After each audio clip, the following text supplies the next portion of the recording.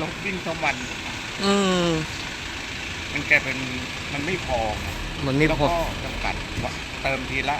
500อืมมันไปได้สักกี่กิโลอ่ะอืมมันกลายเป็นแต่รถนี่ต้องใช้ทุกวันต้องรับขนผู้ส่งโดยสารมันมีเที่ยวออกมาอยู่แล้วดูอืต้องออกกี่โมงออกกี่โมง